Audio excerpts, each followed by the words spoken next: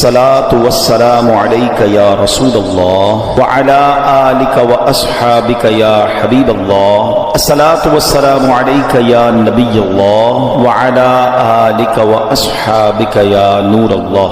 درود پاک پڑھنے کے بے شمار فضائل و برکات ہیں. رسول اللہ صلی اللہ تعالی علیہ وسلم نے ارشاد فرمایا من صلی علی فی یوم 100 مرۃ قضى اللہ له 100 حاجۃ 70 منها لآخرته و30 منها لدنیا. آقا فرماتے ہیں جس نے روزانہ مجھ پر 100 مرتبہ درود بھیجا اللہ عز و جل اس کی 100 حاجات پوری فرمائے گا. 100 درود پاک 100 حاجتیں پوری ہوں گی. اے میرے پیچھے اسلامی بھائیوں ذرا آپ چاہتے ہیں آپ کی دعائیں قبول ہوں, آپ چاہتے ہیں آپ کی حاجتیں قبول ہوں, آسان ہو جائے تو درود پاک پڑھیے.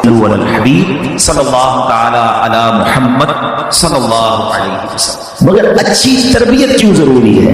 آج ہمارے پہلا ٹارگٹ ہوتا ہے بچہ اسکول کون سی پڑھے گا. اب تو سنا ایسی بھی اسکول آ گئی کہ بچہ پیدا ہونے سے پہلے نام لکھوا دیتے ہیں لوگ کہ بھائی ہونے والا ہے تو بچہ ہو یا بچی ہو نام لکھ لے تاکہ اگلی بار ایسا نہ ہو کہ ٹائم نہ ملے. اتنی فکر ہے اسکول جائے گا کون سی اسکول میں جائے گا, یہ فکر ہے کہ جناب آگے کون سی ڈگری حاصل کرے گا. بعض اوقات لوگ ملتے ہیں بتاتے بھی ہیں کہ میرا بیٹا فلاں بیچلر ہے تو ایم اے ہے تو ڈپلوما ہولڈر ہے تو فلاں ملک میں پڑھ رہا ہے. میں نہیں کہتا دنیاوی تعلیم نہ پڑھائیں, شرعی باؤنڈریز کے ساتھ اگر آپ کو دنیاوی اسٹڈیز کروانی ہے کروائیں, لیکن پہلے یہ سوچے کہ میرے مرنے کے بعد یا میری زندگی میں دونوں چیزوں میں کون سی تعلیم ہے جو اس کو میرے بھی قریب کر دے گی, رب کے بھی قریب کر دے گی. اور وہ تعلیم وہ دینی تعلیم ہے. کیا خوبصورت دین ہے ہمارا. ہم نے اپنے بچے کو دین کی طرف نہیں لگایا. اگر ہم بچے کو دین کی طرف لگا دیتے دین اس کو ہماری خدمت کی طرف لگا دیتے. ہم بچے کو قرآن و حدیث سکھاتے, قرآن و حدیث اس کو ہماری خدمت سکھا دیتے. ہم آج یہ تکلیف اٹھا رہے ہیں اس کی ایک وجہ یہ بھی ہے کہ بچہ ہم نے دین سے دور کر دیا. اگر آپ چاہتے ہیں کہ آپ کے بڑھاپے کا سہارا آپ کے بچے بنے, آپ کے مرنے کے بعد بھی آپ کے لیے صدقہ جاریہ بنے, تو آپ نے اپنے بچوں کو دین کی طرف لانا ہے. کچھ اولادیں وہ ہیں جن کی ماں باپ نے تربیت ایسی کی, ہم نہیں چاہتے وہ خود رابطہ کر رہے ہوتے ہیں کہ ماں کا انتقال ہو گیا, یار کچھ کنواں کھدوانا ہے, کوئی مسجد بنانی ہے, تو مدرسے میں میری ماں کے لیے مجھے کچھ کرنا ہے. کیوں؟ ماں نے تربیت ایسی کی, والد نے تربیت ایسی کی, انہیں ماحول ایسا دیا کہ ماں باپ کے مرتے ہی انہیں فکر ہو گئی کہ میری ماں قبر میں اکیلی ہے, میرا والد قبر میں اکیلا ہے, اس نے روز مجھے کھانا کھلایا تھا, آج میں روز اسے ثواب پہنچانے کا کوئی انتظام کروں. یہ اس بچے کے دل میں خیال کیسے آیا؟ کیونکہ اللہ نے اسے اچھا ماحول عطا کیا, ماں باپ نے اس کو اس ماحول کی طرف بڑھایا. تو خدا را اپنے بچوں کی ایسی تربیت کرو کہ بڑھاپے میں بھی تمہارا ساتھ دیں اور مرنے کے بعد بھی تمہارے لیے صدقہ جاریہ کا باعث بن جائیں. آپ کے بچے آپ کے قدموں میں رہیں گے اگر آپ نے بچوں کو دیندار بنا دیا. اللہ کرے یہ فارمولا سمجھ آ جائے نا. ہم سمجھتے بچہ میری بات مانے, میری کیوں نہیں مانتا. ارے پہلے سے اللہ رسول کی بات منانے والا بنا دو, یہ تمہاری بھی ماننے والا بن جائے گا. کیونکہ جب یہ جائے گا نا دین کی طرف, اسے قرآن ماں باپ کی طرف بھیجے گا, اسے حدیث ماں باپ کی طرف بھیجے گی, اسے علماء کرام ماں باپ کی طرف بھیجیں گے. تو میں یہاں والدین سے گزارش کروں گا.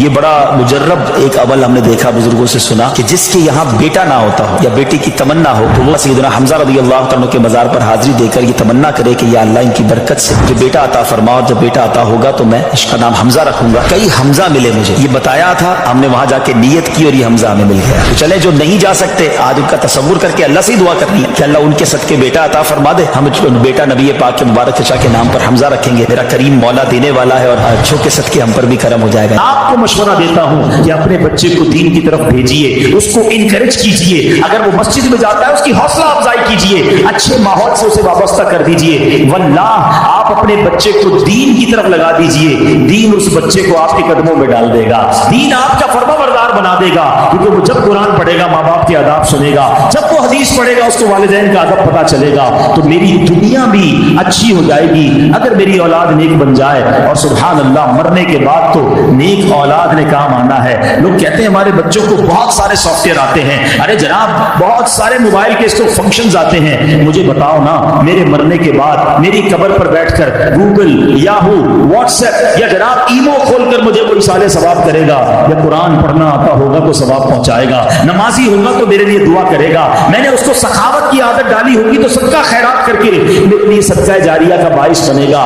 فیصلہ آپ کا ہے, یہ ارلی اسٹیج میں فیصلہ کر لیجئے کہ اپنے بچے کو کس لائن پہ لگانا ہے, کیونکہ ہم سب نے دنیا سے جانا ہے. نیک اولاد چھوڑ کر جاؤ گے تو وہ قبر میں صدقہ جاریہ کا باعث بنے گی. اور ایک بات اور یاد رکھیے, بچہ نیک پتہ کیسے بنے گا؟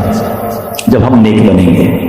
بچے کا سب سے پہلی انسپریشن اس کے والدین ہیں. وہ باپ کو دیکھتا ہے میرا باپ نمازی ہے کہ نہیں.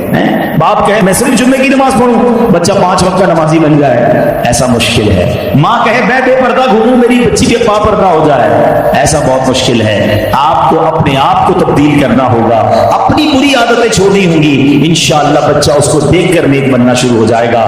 دنیا میں کوئی بندہ بڑی ڈگری ہولڈر ہو جائے نا, بڑا افسر بن جائے, بڑے جناب اس کے پاس یوں سمجھیے کہ ڈپلومے ہوں, ہم نے دیکھا ہے کہ اب ماں باپ اس سے ڈر کے بات کرتے ہیں کہ بچے کو برا نہ لگ جائے, بڑا افسر ہے, بہت پڑھا لکھا ہے, بڑا ڈگری ہولڈر ہے. مگر سچ بتاؤں کہ جب کسی کا بیٹا عالم بن جاتا ہے نا, مفتی بن جاتا ہے نا, تو اب وہ بیٹا ڈرتا ہے کہ کہیں ماں باپ کو برا نہ لگ جائے, کیونکہ اس کو شریعت نے بتایا ہے کہ ماں باپ کو اف نہ کہنا, ماں باپ کو تکلیف نہ دینا, ان کی دل آزاری نہ کرنا.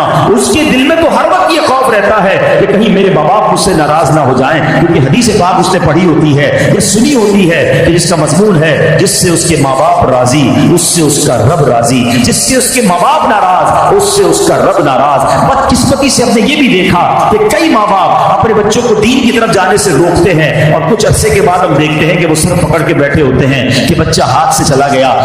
یاد رکھیے ہم نے نارملی دیکھا ہے, میجورٹی کی بات کر رہا ہوں, سب کی نہیں, کوئی ناراض نہ ہو جائے. میں ہر ٹاپک پر بہت دیر تک گفتگو کر سکتا ہوں, لیکن ظاہر ہے کہ مجھے ایک وقت کے اندر اپنا بیان کمپلیٹ کرنا ہے. میں بہت مختصر بات کر کے آگے بڑھ جاؤں گا. وہ لوگ جن کے ماں باپ حیات ہیں, خدا کی قسم یہ رب کی بہت بڑی نعمت ہے, ہمیشہ ان کی قدر کرنا.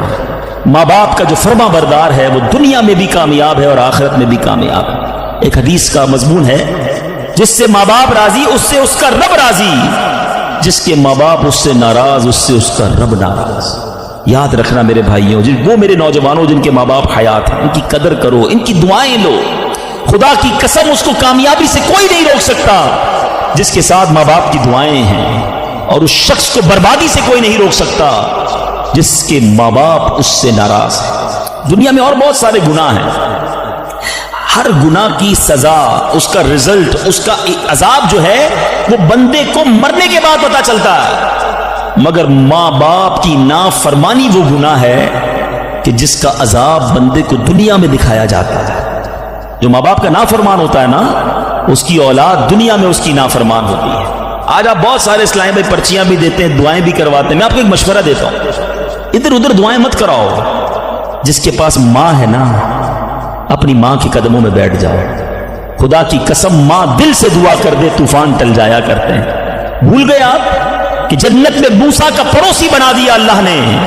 ایک کسائی کو ماں نے دعا دی تھی, اللہ نے موسیٰ کا جنت میں پڑوسی بنا دیا. کہ نبی پاک علیہ السلام فرماتے ہیں, حضرت عبداللہ ابن زبیر رضی اللہ عنہ سے روایت ہے کہ جو ماہ رجب میں کسی مسلمان کی پریشانی دور کرے, اللہ عز و جل اس کو جنت میں ایسا محل عطا فرمائے گا جو حد نظر تک وسیع ہوگا. تم رجب کا اکرام کرو, اللہ کریم 1000 کرامتوں کے ساتھ تمہارا اکرام فرمائے گا. اللہ کرے کہ ہماری کوئی نماز قضا نہ ہو, ہم اس پہ نفلی روزے رکھیں, اس پہ درود پاک کی کثرت کریں, استغفار کی کثرت کریں. اللہ کا مہینہ ہے, خوب اللہ کی طرف لو لگائیں کہ یا اللہ تیرا مہینہ آ گیا, بندہ بھی تو میں تیرا ہوں, میرے مولا تو میری مغفرت فرما دے. اللہ ہمیں اس مہینے کی برکتیں عطا فرمائے. پھر کتنا سخت ہوتا ہے سمجھیے گا. یاد رکھیے سختی کی اور بھی چیزیں ہوتی ہیں. لوہا بڑا سخت ہوتا ہے, لکڑی بڑی سخت ہوتی ہے, مگر لوہا آگ سے نرم ہو جاتا ہے. لکڑی پانی سے نرم ہو جاتی ہے, مگر پتھر کتنا سخت ہوتا ہے, نہ آگ میں گلتا ہے, گرمائش میں پگھلتا ہے. ہتھوڑے مار مار کے اس کا برادہ تو کر سکتے ہیں, چورا چورا کر سکتے ہیں, مگر نرم نہیں کر سکتے. تو قرآن نے مثال کیا دی کہ دل پتھر سے سخت ہو گئے. اچھا پھر کہا او اشد قسوہ, پتھر سے بھی زیادہ سخت ہو گئے. اللہ اکبر. ان دلوں کا عالم کیا ہوگا کہ جن کو قرآن کہہ رہا ہے کہ تمہارے دل پتھر جیسے سخت, بلکہ اس سے بھی زیادہ سخت ہوگا. اللہ اکبر. اے میرے پیارے اسلام, حالانکہ پتھر کی ایک اور تعریف قرآن خود آگے بیان فرما رہا ہے وَإِنَّ مِنَ الْحِجَارَةِ لَمَا يَتَفَجَّرُ مِنْهُ الْأَنْهَارُ، پتھر میں تو کچھ وہ ہیں جن سے ندیاں بہتی ہیں، وَإِنَّ مِنْهَا لَمَا يَشَّقَّقُ فَيَخْرُجُ مِنْهُ الْمَاءُ،